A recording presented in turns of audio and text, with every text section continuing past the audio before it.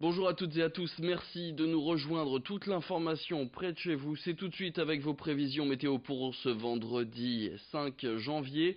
Le vent continue de souffler sur la région, mais les rafales sont beaucoup moins fortes que celles que la tempête Eleanor a balayées sur le nord et le Pas-de-Calais les derniers jours. Place donc maintenant à l'état des lieux des dégâts, par exemple à Wimereux où la digue nord doit être reconstruite après s'être effondrée. Et puis autre commune qui accuse beaucoup de dégâts, c'est Marchienne dont la toiture de l'église s'est envolée avant de retomber sur la place de la ville où deux voitures étaient stationnées. Heureusement, l'accident a eu lieu mercredi à 5 heures du matin et il n'y a aucun blessé à déplorer. Alors depuis, la place a été nettoyée mais la toiture est à refaire d'urgence. Des travaux supplémentaires donc pour la mairie qui avait déjà prévu la restructuration du toit de la nef de cette même église. Alors coût total des travaux, plus d'1,5 million d'euros. Le bilan estimé par Claude Merly, le maire de Marchienne, au micro de Brieux-Gorchy. Il faut une entreprise spécialisée pour intervenir là-haut. Et donc, on attend le devis, hein, et puis bon, dès que le devis est là, si ça correspond, c'est l'expert qui donnera son aval si c'est OK ou si c'est pas OK. Hein, ça, c'est un problème d'assurance. Et puis après, nous, on attaque, on met en sécurité l'église, surtout en ce moment, il pleut. Donc, il faut aller au plus vite pour mettre hors d'eau cette église, hein, même très très très vite, parce que bon, j'ai pas envie que à l'intérieur ça s'abîme. Hein, il y a déjà le fond qui s'est abîmé avec une infiltration, il y en a assez. Du vent et de la pluie, mais aussi des températures qui seront au-dessus des normales de saison. Ce vendredi, jusqu'à 10 degrés attendus au meilleur de la journée à Dunkerque ou encore à Lille. Mais attention à la chute du thermomètre et de la neige qui est annoncée ce week-end. Alors n'hésitez pas à bien vous couvrir, pourquoi pas, avec ces pulls en laine mohair venus du Quesnoy-sur-Deuil.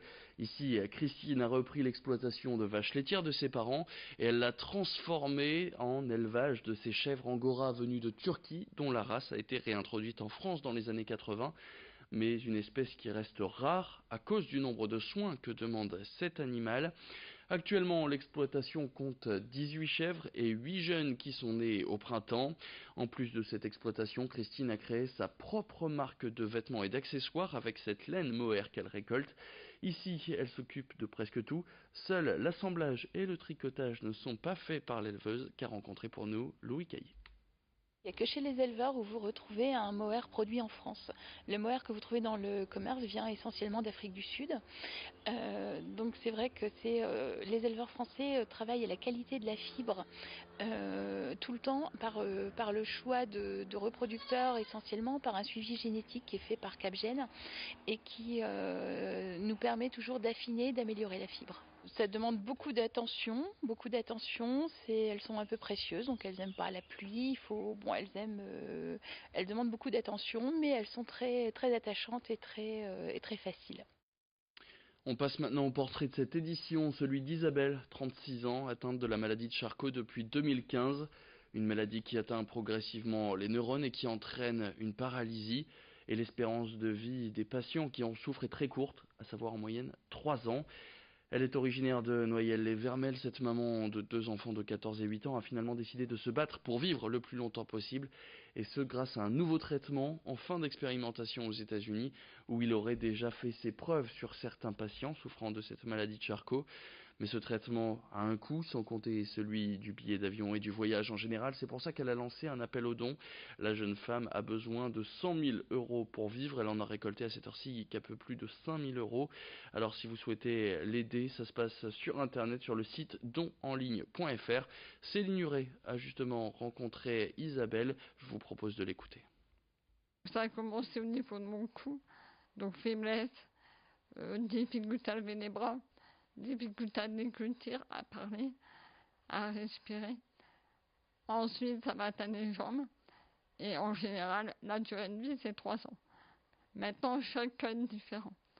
Mais quand vous apprenez, vous avez une maladie. Comme ça, c'est dur, forcément. Après, il faut se battre. Il faut s'accrocher. Je ne suis pas tout seul. Mais malheureusement, en France, il n'y a que 1000 cas par an en plus. Donc pas assez de malades. Malheureusement, pour pouvoir financer des recherches. Mais bon, les 1000 cas par an, c'est énorme. Quand on a cette maladie au quotidien, c'est être enfermé de son corps, être prisonnier. la tête fonctionne, les bras ne volent plus, les jambes ne volent plus. C'est très dur. Le but de créer mon association est de récolter les fonds pour partir aux États-Unis. Là, une étude est en phase 3. Les résultats seront connus en 2019. C'est un traitement par cellules souches.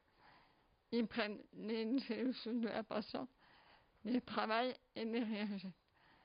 Ça peut stopper la maladie et éventuellement pouvoir rattraper ce que j'ai perdu. Pas la totalité, mais ça pourrait me permettre de pouvoir vivre plus longtemps et attendre qu'un traitement soit vraiment connu et trouvé pour moi me soigner. J'ai de l'espoir.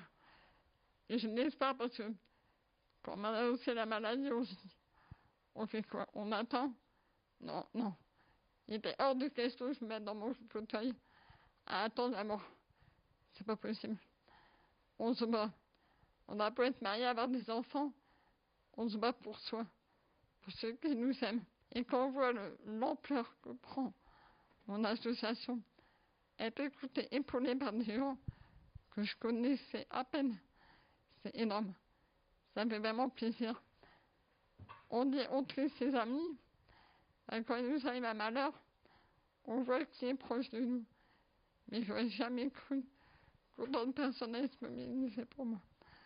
Et ça me met un bon coup de pied dans le cul. Et ça vous donne à vous coucher le matin.